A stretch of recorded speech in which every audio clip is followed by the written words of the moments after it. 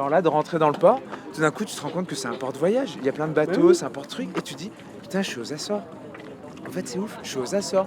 Puis tu vois, t'arrives et tu navigues entre les îles et tu te dis, mais putain, c'est un repère de pirates, c'est ouf. En fait, je suis vraiment au milieu de nulle part. C'est ouf ce que je viens de faire, c'est ouf. Du coup, j'en reviens pas, tu vois, de me dire, 5 ans, j'avais jamais mis les pieds sur un bateau. Ah, c'était incroyable. Alors, je sous-estimais totalement la longueur qu'il fallait pour faire le Cap Finistère vers Horta. Mais une fois qu'il y a les îles qui arrivent, c'est dément, ça défile et on n'a pas le temps de réfléchir et c'est trop bien quoi. Je dis pas que j'aimerais repartir cette nuit, mais non, c'était quand même pas mal, c'était une chouette expérience et bah content d'être là quoi. J'ai tout mal estimé et je m'attendais pas à vivre tout ça et dingue quoi. Ah, c'est très cool, tu es arrivé ici, tu es arrivé à Azores et il y a beaucoup d'îles, c'est très cool.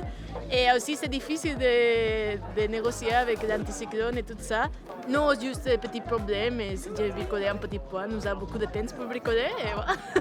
Du vent tout le trajet, à part un peu de pétrole hier, et au nord de l'Espagne, où là je me suis trouvé bloqué. Je crois que c'est là vraiment que j'ai perdu beaucoup. Le comité de course s'inquiétait, même j'ai pas compris. Je suis tombé dans une bulle sans vent. Je me suis régalé. It was a checklist that I wanted to do. I wanted to see and sail around here, and yeah, more that than competition.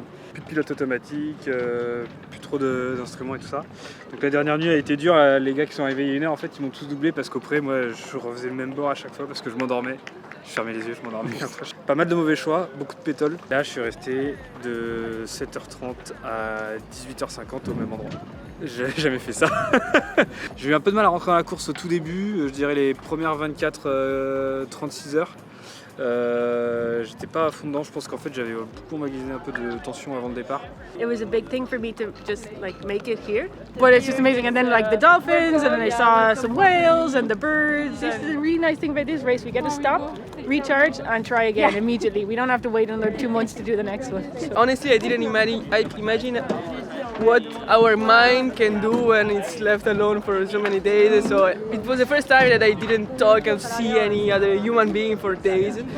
Tcha-tcha, les poupoules, tcha-tcha. La casse ça m'a fait perdre la vitesse, mais les mauvais choix ça m'a fait perdre des heures, voire des jours.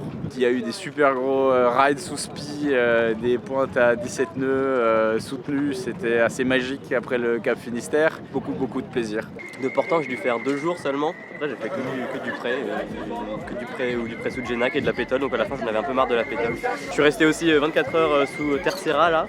J'ai eu les baleines, les dauphins dans la pétole, mais c'était très joli. Le deuxième jour, j'ai fait une accumulation de faux pas quoi, ou de boulettes. Donc je me suis retrouvé dans le golfe de Gascogne un peu planté. Un peu de réparation, un peu de bricolage et puis je suis reparti après tout le monde. J'ai fait un problème de nav, après j'ai fait des records de vitesse à 20 nœuds mais j'étais pas sur la bonne route. Ça fait bizarre de revoir du monde parce que là moi j'ai vraiment vécu la course, j'ai croisé personne quoi.